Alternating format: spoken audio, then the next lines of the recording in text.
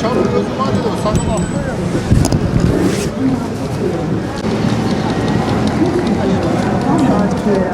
Kolay gelsin. Peki bana ne yani? Vardır yoktur bana ne? Ben de sizin gibiyim. Hani bana yoktur, başkaları var. Şimdi aşı var. Gelecek. Gel. Farklı. Siz kullanacaksınız. Hani diyor, bu virüs bakın.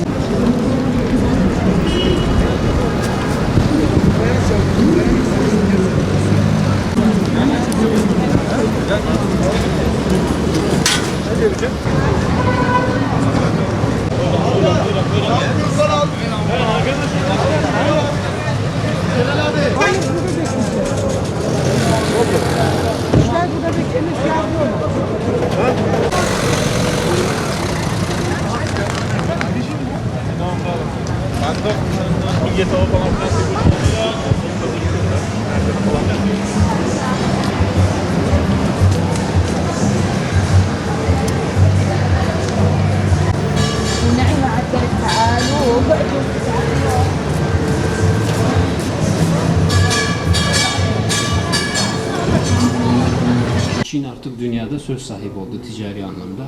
Siz de bu konuyla ilgilisiniz. Çin'in Türkiye olan ticareti, diğer Avrupa ülkeleriyle, dünya ülkeleriyle olan ticareti nasıl?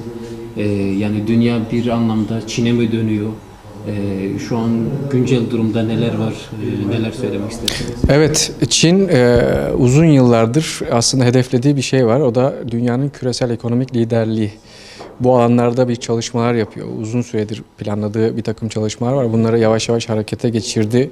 Bizim Türkiye'de de işte İpek Yolu projesi dediğimiz bu bir kuşak bir yol projesi kapsamında bunlardan bir tanesi. Yine geçtiğimiz 2020'nin son zamanlarında imzalanan ve dünyanın en büyük serbest ticaret anlaşması olan Asya bölgesini ilgilendiren çok büyük bir anlaşmayla da orada bir blok yarattı. Aslında bir Asya Birliği yarattı.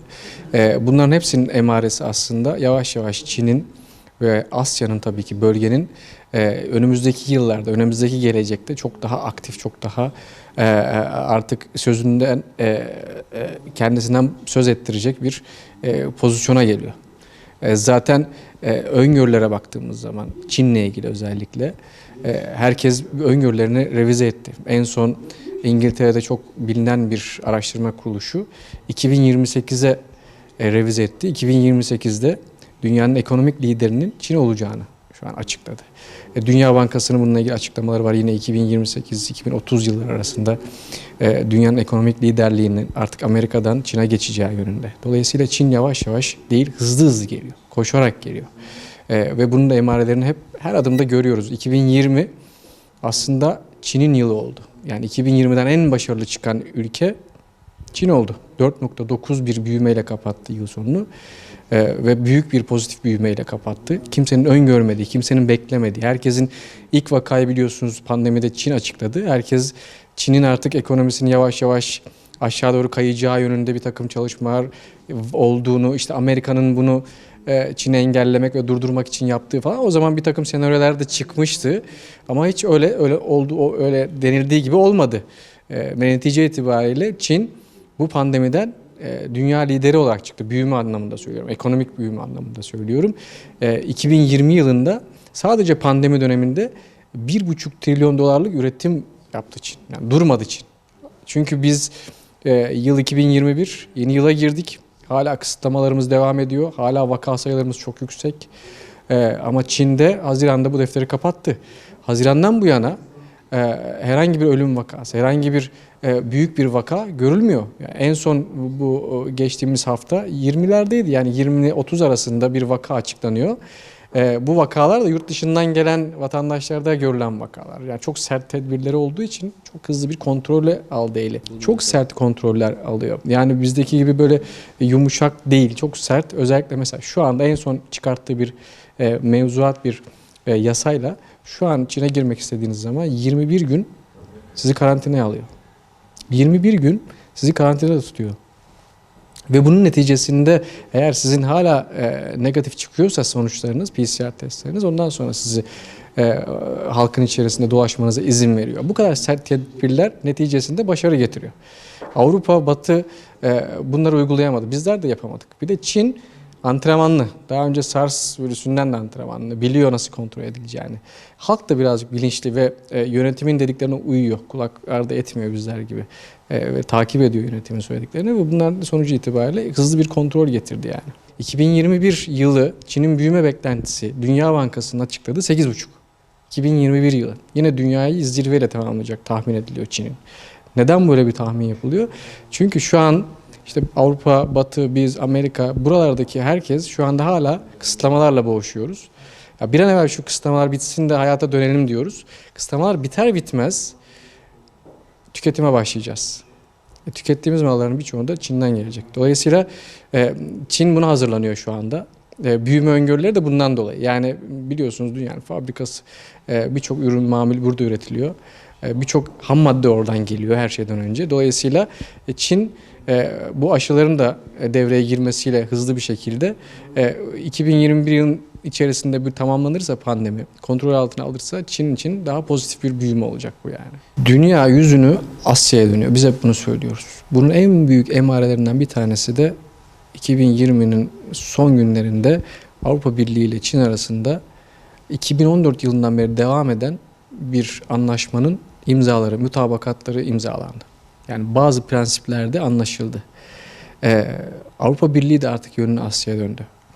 Çünkü hem üretim anlamında hem tüketim anlamında Asya çok iyi bir pazar. Şimdi Çin'le baktığımız zaman özellikle 2020 yılında Amerika'ya geçerek Avrupa Birliği Çin'in en büyük ticari partneri oldu. 600 milyara yakın aralarında ticaret var şu an Avrupa Birliği ülkeleriyle Çin arasında. 600 milyara yakın bir ticaret var. Hal böyle olunca ne oldu? Avrupa Birliği de şunu hesap ediyor. Avrupa Birliği 2021 beklentisi belki tarihin en büyük ekonomik daralmasını yaşayacak Avrupa Birliği. Çok sıkıntı çekiyor. Bakmayın kuyruklarını dik tuttuklarına. Ekonomik anlamda çok sıkıntıları var. Dolayısıyla 2021'de beklenenin daha fazla belki de daralma öngörülüyor. Yarın öbür gün bu pandemi bittiğinde bu Avrupa Birliği'ndeki üreticiler kime mal satacak? En büyük pazar şu anda Asya.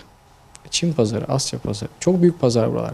Tüketim anlamında da çok büyük pazarlar. Dolayısıyla Avrupa Birliği de yönünü Asya'ya döndü. Hatta çok tartışılıyor. İyi okumak lazım bu mutabakat Avrupa Birliği ile Çin arasında. Niye? Çünkü daha Biden koltuğa oturmadan Avrupa Birliği alelacele bu anlaşmayı imzaladı. Halbuki bir 15-20 gün daha beklese Biden seçilecekti. Çünkü biliyorsunuz Avrupa Birliği Atlantik işbirliği içerisinde. Sizler hamlelerinizi yaparken o taraftaki işbirliğinizi de düşünmek durumundasınız. Avrupa Birliği böyle bir hamle yaptı. Aslında bunu yaparak Amerika'ya da şunu söyledi. Sadece sen yoksun, ben Asya'ya da çalışacağım artık demeye getirdi. Yarın öbür gün Biden göreve geldiğinde Çin'e bir takım Trump gibi yaptırımlar uygulamayacak belki. Çünkü öyle taahhüt etti. Ben Trump kadar sert bir ticari savaşlara girmeyeceğim dedi.